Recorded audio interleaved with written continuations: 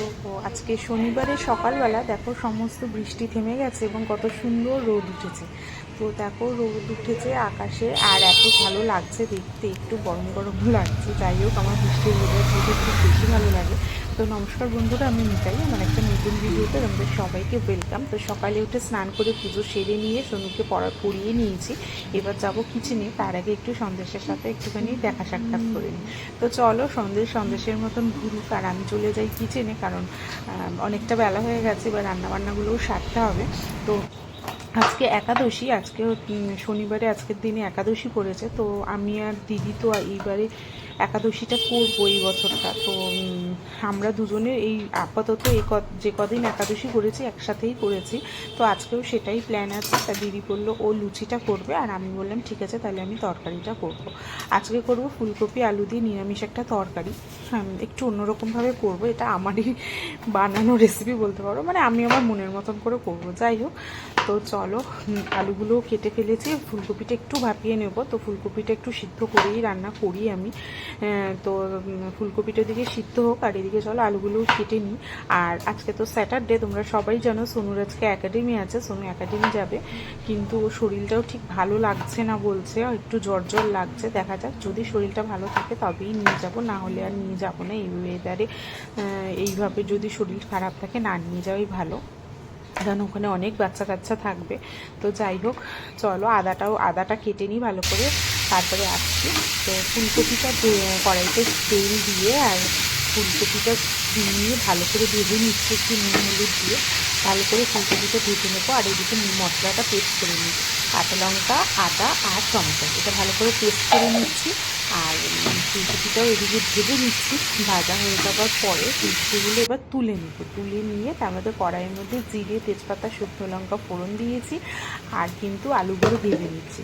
আর এখানে যা গুঁড়ো মশলাগুলো ছিল সেগুলো একটু জল দিয়ে পেস্ট করে নিচ্ছি। পেস্ট করতে গুলতে গিয়ে আমার একটু পড়ে গেল।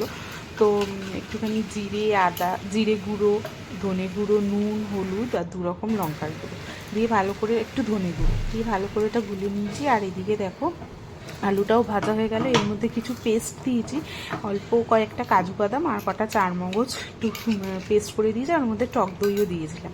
তো ওই পেস্টটা দিয়েছি, আর এখানে দেখো মশলা যেটা গুলেছিলাম সেইটাও দিয়ে দিলাম, দিয়ে এটা ভালো করে এবার কষিয়ে নেবো মশলাটা। আর এর মধ্যে একটু চিনি দিয়ে দিয়েছি, একটুখানি নুন মিষ্টির ব্যালেন্সটা ঠিক হলে যে কোনো রান্নায় খেতে খুব ভালো হয়। তো চলো এটা করে ফেলি, ভালো করে মশলাটা কষিয়ে নিই, তারপরে ফুলকপিটা দিয়ে ভালো করে কষিয়ে তারপরে জল দিয়ে দেবো। তো চলো ঝটপট করে রান্নাটা সেরে ফেলি। আর ওদিকে একটুখানি করবো কিন্তু সিমুই, তো সেই জন্য দুধ কড়াই মানে বাটিতে দুধ বসিয়ে দেবো। তো দুধ বসিয়ে আর একটু কাজু কিশমিশ দিয়ে একটু সিমুই করবো। বেশ নিরামিষের দিন মিষ্টি মিষ্টি লুচি দিয়ে বেশ ভালোই লাগবে খেতে, তো সেই জন্যই এটাও একটু করে ফেলবো। লাস্টের দিকে একটু সিমুই খাবো। ইস, যা দেখেছো আমার দুধ সব পড়ে গেল। আসলে প্যাকেটটা এতটা বড়, তো দুধ একটু পড়েও গেল আমার। তো দুধটা ভালো করে ফুটে নিয়ে তারপরে সিমুইটা দেবো। তোমরা কে কে ভাজা সিমুই ইউজ করো, আর কে কে এমনি সিমুই নিয়ে এসে ভেজে রান্না করো, অবশ্যই কমেন্টে জানাবে। আমার কিন্তু সিমুইটা নিজে হাতে ভেজে রান্না করেই সেটা বেশি টেস্ট লাগে, আর ভাজা সিমুইটা আমার অতটা পছন্দ করি না। তো এই যে দেখো মশলা কষানো হয়ে গেছে, মশলা দিয়ে তেল ছেড়ে গেছে, আর কালারটা কি দারুণ এসেছে দেখেছো। তো এর মধ্যে ওই যে ভাজা ফুলকপিগুলো এবার দিয়ে দেবো, দিয়ে খুব সুন্দর করে কষিয়ে তারপরে নাড়াচাড়া করবো। ওদিকে দুধটা ভালো করে ফুটে নেবে, আর তারপরে সিমুইটা ভাজবো। তো তাড়াতাড়ি করে রান্নাবান্না করছি, সোনুকেও স্নান করাবো আর ওকেও খেতে দিতে হবে। তো চলো, আর তোমাদের দাদা ভাই আর সোনুর জন্য একটু ভাতও করতে হবে, কারণ ওদের পুরো ভাত খাবে আর আমরা তো লুচি খাবো। তো দুধটা ফুটে গেছে, আর এদিকে দেখো মশলাটা ভালো করে কষিয়ে নিয়েছি। আজকে ফুলকপি এইভাবে কিন্তু তোমরা একদিন অবশ্যই করো, ফুলকপিটা খুব সুন্দর হয় খেতে। আর এইবারে আমি একটু পরিমাণ মতো জল দিয়ে ঢেকে দেবো, যাতে আলুগুলো সিদ্ধ হয়ে যায়, আর তারপরে নামানোর সময় ঘি গরম মশলা দিয়ে নামিয়ে দেবো। তো হয়ে যাবে আমার ফুলকপি। তো হয়ে গেছে, এটা এইভাবে হোক। আর আমি ততক্ষণে সিমুইটা একটুখানি দেখি। দুধটাও ফুটে গেছে, দুধটা বন্ধ করে দিয়েছি ভালো করে, দুধটাকে ফুটিয়ে নিয়েছি বেশ ঘন করে। এরপরে কড়াই বসিয়ে দিয়েছি, ওর মধ্যে ঘি দেবো। আমি একটু অল্প সামান্যই ঘি দিয়েছি। আর এর মধ্যে কাজু কিশমিশটা এবার একটু ফ্রাই করে নেবো, হালকা করে ভেজে নিয়ে তারপরে দেবো কিন্তু এর মধ্যে সিমুইটা। তো চলো, অনেকটা কিশমিশ দিয়েছি আর কাজু দিয়েছি। আর এরপরে কিন্তু এটা ভালো করে ভেজে নিয়ে এরপরে দেবো হচ্ছে সিমুই, ভালো করে ভেজে নিচ্ছি। তো তোমরা কিভাবে সিমুই করো অবশ্যই কিন্তু বলবে। তো চলো এবার রান্নাবান্নাটা হোক। আর তোমরা একাদশীতে কে কে কী কী খাও কিন্তু একটু আমার কমেন্টে জানাবে, আমারও ভালো লাগবে মাঝে মধ্যে অন্যরকম ডিশ ট্রাই করতে। আর এই যে সিমুইগুলো দিয়ে দিলাম, তোমাদের দাদাভাই তো বলেছে 3 প্যাকেট দেবে, কিন্তু আমি 2 প্যাকেট দেবো বলেই ঠিক করেছি, কারণ বেশি সিমুইটা ঘন হয়ে গেলে না ভালো লাগে না খেতে। তো এই দেখো ভেজে নিচ্ছি ভালো করে সিমুইটা। তবে সিমুইগুলো খুব ভালো, এই সিমুইটা বেশ মোটা মোটা, মানে অন্যান্য সিমুইগুলো একটু সরু সরু হয়, এটা বেশ মোটা মোটা। তো ভাজা হয়ে গেছে আর দুধটাও জাল বসিয়ে দিয়েছি। আর দুধের মধ্যে না একটু এলাচ দিতে আমি ভুলে গেছিলাম, তো সেই এলাচটা একটু এখন দিয়ে নিচ্ছি। আর তেজপাতাটা আমি কিন্তু সিমুইয়ের সাথেই ভেজেছি ঘিয়ের মধ্যে, বেশ সুন্দর একটা গন্ধ আসবে সেই জন্য।